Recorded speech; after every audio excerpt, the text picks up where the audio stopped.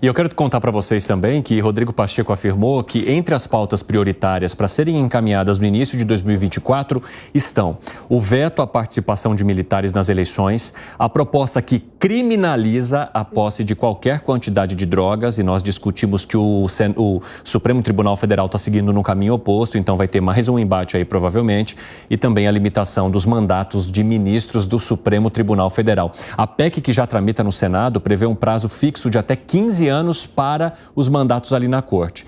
Pacheco também defende a elevação da idade mínima para os ministros serem candidatos ao cargo. O presidente afirmou que vai conversar com os titulares do STF antes de encaminhar a tramitação dessa proposta no início do ano. Vamos por partes, então, porque a gente tem 3 processos bem complicados, polêmicos e que vão gerar bastante discussão. A começar pela questão dos militares, a proposta que não permite que militares da ativa possam concorrer às eleições. Como é que vocês avaliam essa proposta, hein, Nelson Kobayashi? É uma proposta discriminatória. Uma proposta discriminatória. Por quê? Exatamente porque a gente sabe que tem o contexto que envolve os militares em relação ao que vivemos no período ditatorial e a relação com as Forças Armadas e as Forças Militares que comandaram com ditadura o Brasil por alguns anos. Tem, claro, também nesse contexto as denúncias, nenhuma que tenha gerado ainda alguma condenação em definitivo ou qualquer condenação, porque ninguém foi condenado até agora, em relação à participação dos militares no que seria um plano de golpe no ano passado. Até agora, nenhuma condenação,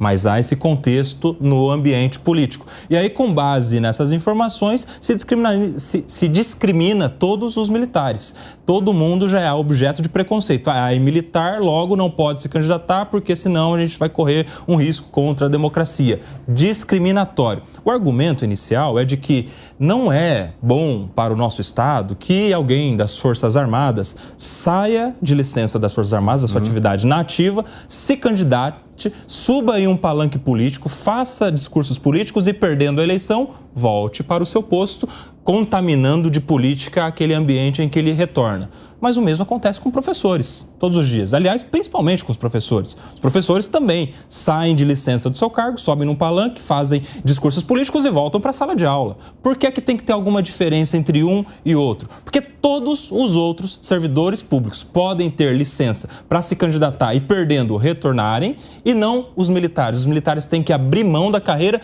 não é para ser eleito não, viu? É para se candidatar. Você tem que pedir baixa, tem que pedir para aposentar, tem que pedir para sair, para ser candidato. Hoje, como é que funciona? Hoje o cara vai lá, se candidata, não deu certo, volta para a função. É assim que funciona. E se ganha? Se ganha, aí ele vai para a reserva, ele se torna inativo e não volta nunca mais mesmo depois do mandato. Já é o suficiente, isso não precisa mudar. Infelizmente, a gente tem uma proposta discriminatória. Você acha que é uma proposta discriminatória, hein, Luiz Felipe Dávila, não permitir que militares possam concorrer às eleições, aqueles que estão na ativa? Não, ela é mais do que discriminatória. Ela desrespeita uma cláusula pétrea da Constituição. Todo cidadão tem direito político de participar da vida pública, de disputar a eleição. Ou seja, os militares, antes de militar, ele é um cidadão brasileiro. Esse cidadão brasileiro tem os seus direitos resguardados na Constituição e na cláusula pétrea, que é a participação política. Assim, ele deveria disputar a eleição. Se vencer a eleição, como é a regra atual hoje, ele é obrigado a ir para a reserva. Mas é um absurdo passar um projeto desse sequer na Comissão de Constituição e Justiça, que deveria julgar a constitucionalidade da medida. Uma medida que é claramente inconstitucional, porque viola uma cláusula pétrea da Constituição, um direito absoluto do cidadão brasileiro. Então, gente, ou o Congresso também cumpre o seu papel e respeita a Constituição, ou senão vai ficar fazendo leis aí inconstitucionais e aí acaba isso criando outra disputa com o Supremo. Então, se cada um atrelar a Constituição, em vez de ficar fazendo casuísmo, o Brasil seria um país muito melhor. Precisa respeitar a lei igual para todos, o direito constitucional, e o Congresso Nacional tem que honrar essa responsabilidade de respeitar as regras do jogo. Ô, Gani, você acha que essa proposta é um recado aos militares que durante o governo de Jair Bolsonaro tiveram mais protagonismo na gestão? Sem sombra de dúvidas, eu entendo como uma proposta revanchista.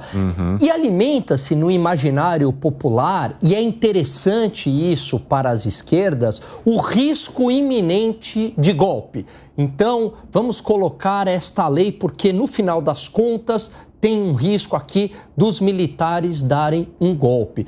Acontece que isso ficou no passado. A gente vivenciou uma eleição bastante polarizada, houve uma invasão aos três poderes, ao Congresso Nacional, ao Supremo Tribunal Federal, e os militares não deram um golpe. Por isso que eu sustento várias vezes aqui nos programas que aquilo não foi golpe. Para ter um golpe, você precisa de arma, precisa de liderança, e os militares não entraram. Então isso é a prova cabal de que os militares não vão dar um golpe. Não faz sentido essa lei. Eu gosto do conceito de democracia, Evandro, entre várias definições que tem democracia, mas uma eu acho que é perfeita, que é a igualdade da lei para todos. Quando você discrimina, como os colegas bem colocaram aqui, um determinado grupo, eu estou aí, de fato, atentando contra a democracia. Agora, quero falar um pouquinho também sobre essa PEC que criminaliza qualquer tipo de quantidade de drogas aqui no país, diferentemente do que está discutindo e votando já o Supremo Tribunal Federal. E o ministro Luiz Roberto Barroso, presidente do Supremo, disse que esse assunto deve voltar à pauta de votação já agora, no começo de 2024. A gente está vendo o Congresso e Supremo Tribunal Federal indo para caminhos opostos novamente. E o Congresso, aproveitando que a gente está falando de Supremo Tribunal Federal, querendo debater também o mandato para ministros do STF. Ou seja, embates e, ao mesmo tempo, o Congresso dando aquele recadinho, viu? Fica na sua, porque senão a gente vai entrar também no teu âmbito aí. O que isso deve gerar nesse início do ano que está para chegar, hein, Luiz Felipe Dávila? Olha, Evandro, o Congresso e o Supremo deveriam aprender com as lições amargas do passado. Acabamos de passar pela história do marco temporal, que foi exatamente isso. A medida estava sendo debatida no Congresso, o Supremo se apressou, acabou votando uma coisa e depois a matéria no Congresso foi decidida de outra forma. E aí criando esse limbo da insegurança jurídica no Brasil. É preciso respeitar o tempo dos poderes. Essa matéria tem que ser tratada no Congresso Nacional. Então, o Supremo se manifestar sobre algo que está sendo debatido no Congresso Nacional é ficar jogando lenha na fogueira. E sabe o que isso vai fazer? Aumentar a tensão entre os poderes e vai começar cada vez mais ter proposições legislativas para limitar o poder do Supremo. Ou seja, é uma história de reação a uma atitude do Supremo. Então, é hora de baixar a bola. Não precisa ter pressa para votar isso. Espera o Congresso se manifestar para depois o Supremo dar a sua opinião.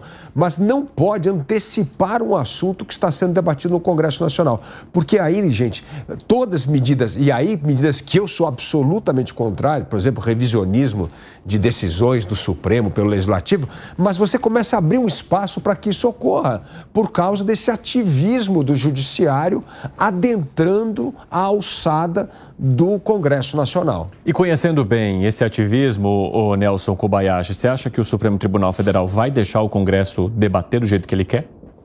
Muito difícil, até porque boa parte dessas propostas que estão no Congresso e que, de certa maneira, estão tratando de assuntos que já estão lá nas pautas de julgamento, certamente retornarão às pautas de julgamento. Então, inclusive, a PEC vai ser julgada se constitucional ou inconstitucional. E boa parte dessas propostas, a gente já tem uma sinalização do próprio STF de que não serão aceitas como constitucionais. A gente viu isso naquela sessão do Supremo Tribunal Federal, em que, reunidos todos os ministros, logo após o senador Rodrigo Pacheco anunciar aquela PEC que limitava o poder das decisões monocráticas, manifestações, tanto do decano do Supremo Tribunal Federal, quanto do presidente, de que não aceitariam ofensas às cláusulas pétreas ou a autoridade do Supremo Tribunal Federal puxou, inclusive, o currículo de que protegeu a democracia em momentos difíceis, como se isso fosse um crédito para poder fazer qualquer coisa. Mas a questão aí é o seguinte: boa parte dessas propostas serão rediscutidas no próprio judiciário, parte delas com algum fundo de razão. O Dávila citou aquela proposta que é, na verdade, esdrúxula, que é de tipo, o Congresso vai dar a última palavra em matéria constitucional. Então o STF vai dizer alguma coisa, o Congresso pode dizer se está certo ou está errado. Isso, de fato, já é natimorta uma proposta como essa. Outras um pouco mais discutíveis, como, por exemplo, a inclusão no artigo 5º da Constituição, ou seja, tornando como cláusula pétrea a criminalização do porte de drogas para uso pessoal. Como que um artigo que é das garantias individuais vai colocar uma restrição individual? Isso é discutível também e certamente o STF que vai dar a última palavra sobre isso. 4h30, o pessoal da rádio vai para um rápido intervalo, daqui a pouco espero vocês, hein? Não saiam daí. Nas outras plataformas, nós continuamos. Fala, Gani. Evandro, olha como é que é a democracia aqui no Brasil. A democracia, ela passa pela representatividade de uma maior parte da população, através do poder eleito. Se hoje a gente perguntar para as pessoas aqui, para a sociedade, se a descriminalização das drogas é uma pauta prioritária no país, eu tenho certeza que a maioria vai dizer não. Deixa do jeito que está, não é um problema prioritário. A população vai dizer, bom, tem que reduzir a maioridade penal, tem que endurecer as leis contra os crimes, tem que diminuir o tráfico de drogas. Mas essa democracia, quem acaba pautando o tema é o Supremo Tribunal Federal, porque de cima para baixo eles colocam isso em pauta, em votação lá no colegiado. Aí o Congresso tem que colocar em votação, ou colocar uma PEC também, como reação ao Supremo Tribunal Federal, e não como um anseio da vontade popular. Esse que é o ponto. Então o Congresso, ultimamente, ele tem colocado leis não pelo que a sociedade quer, não pela representatividade da sociedade, mas como reação ao ativismo judicial do Supremo Tribunal Federal. Então, esse é mais um sintoma, Evandro, de que a nossa democracia ela está doente. Agora, vocês acham que o projeto que vai limitar os mandatos do Supremo Tribunal Federal pode avançar, Dávila? Não, pode avançar sim, porque as pessoas... É isso que eu estou dizendo. Tudo isso é reação a esse ativismo do judiciário. Cada vez você quer controlar mais. Mas mais importante do que limitar o mandato dos membros do judiciário, a medida urgente a ser votada está na Câmara dos Deputados, que é o fim das decisões monocráticas. Esse absurdo que não pode continuar perpetuando no Brasil. Não pode a vontade de um único juiz passar por cima do Congresso Nacional, da sociedade e da própria Constituição para decidir algo de um ponto de vista pessoal. Tem que acabar com isso. E me preocupou muito o jeito moroso que o presidente Arthur Lira tratou esse tema. Foi tratado com urgência no Senado, foi votado no Senado e a Câmara precisa dar o mesmo sentido de urgência para não continuar a acontecer essas decisões monocráticas que infringem, sim, aos direitos não só dos constitucionais, mas não existe nenhuma Suprema Corte do mundo em que um único juiz tem o poder monocrático de decidir o que é constitucional ou não. Fala, Nelson. Nesse ponto, eu acredito que seja também, por outros motivos, uma proposta revanchista. Por isso é que eu acho que não deve ser aprovada a questão dos mandatos no Supremo Tribunal Federal. Por alguns motivos, vou citar só alguns deles. Primeiro, se a gente tiver mandato no Supremo Tribunal Federal, a gente vai ter uma troca mais constante de ministros e isso, naturalmente, vai gerar com que, todos os anos mudando ministros, os entendimentos consolidados vão também sendo alterados. Isso vai gerar, portanto, insegurança jurídica.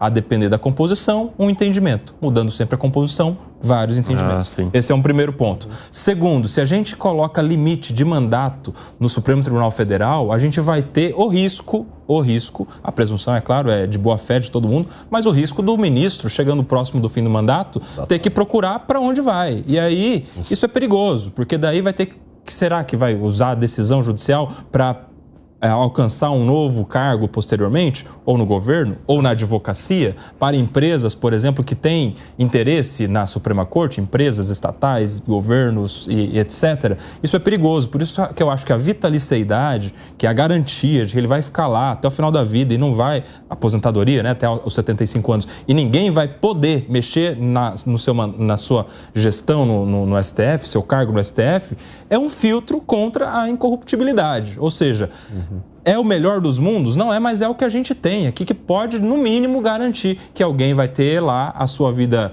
garantida até os 75 anos na função e não vai negociar o seu cargo depois. Gani, rapidinho, só o Dávila quer fazer alguma... Não, eu queria até perguntar para o Nelson. Eu poderia fazer o seguinte, a idade agora para entrar no Supremo é de 60 anos, aí fica 15 anos, fica de 60 a 75, ao fim de carreira, você, na verdade, está coroando a carreira de um jurista, um conhecido, você não precisa determinar o 15 anos antes, porque isso acaba criando esse problema que você acabou de citar. Você sabe, Dávila, que isso, claro, isso poderia ser discriminatório com quem é mais jovem, mas a gente tem uma tradição, pelo menos nos tribunais estaduais. Em São Paulo, por exemplo, o Tribunal de Justiça de São Paulo, ele não nomeia ninguém pelo quinto constitucional, que é por indicação, se não tiver menos de 50 anos. Por quê? Porque é o cálculo que eles fazem, olha, um juiz de carreira, sendo juiz na primeira instância, ele só vai alcançar a promoção de desembargador mais ou menos nessa faixa de idade, 50, 55.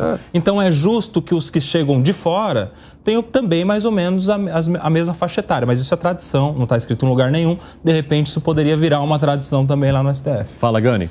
Olha, por todos os motivos aqui que o Koba elencou, eu concordo com eles, com todos eles. Quer dizer, não vai resolver o problema do ativismo judicial. Agora, o que eu acho que acaba minimizando o problema, concordo com o Dávila, é o fim das decisões monocráticas. Isso é uma medida objetiva e concreta. E eu tenho uma outra ideia, até queria ouvir também a opinião do Koba aqui, que é o jurista da bancada.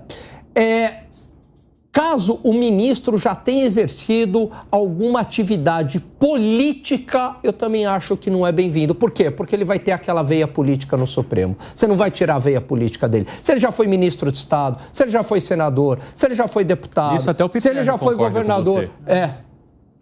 Pois é, então é boa mesmo. Se eu e o Piperno concordamos, então é bom. Né? Porque olha só. Ele até travou. Até travei. Falei, eita. Se o Piperno pensa assim, você vai mudar de ideia. Então, agora eu vou mudar de ideia. Não quer mais essa ideia. Então eu acho que assim, se a pessoa não exerceu atividade política, isso é bem-vindo. E um terceiro ponto, de preferência juiz de carreira também. Técnico, perfil, sabe aquele perfil moderado, que não vai para os holofotes? Porque a gente tem esse problema hoje no Supremo. Todo mundo curte uma mídia, uma rede social, um holofote. Então tem que acabar com isso, uma postura mais discreta e o respeito à Constituição, é claro. Para a gente arrematar, Nelson, eu vou abrir mais um espaço para você, porque o Gani acabou lançando também esse comentário em conjunto contigo. Por favor. Sim, muito rápido, que de fato seria uma boa proposta, acho que também faz parte descontaminar cada vez mais o judiciário da política, então concordaria, seria uma proposta para a gente discutir, mas em relação a ser juiz de carreira, acho que não. Acho que a gente precisa de um tribunal plural. Alguém que tenha vindo da Justiça do Trabalho, alguém que tenha vindo de algum tribunal de Estado, alguém que tenha vindo da advocacia, alguém do Ministério Público, de todos os lados, porque a gente teria aí, lembra da coisa da colegialidade? Sim. Menos decisões monocráticas, mais tribunal, enquanto ideias diferentes, eu acho que a gente teria mais sabedoria se a gente tivesse esse tribunal mais plural.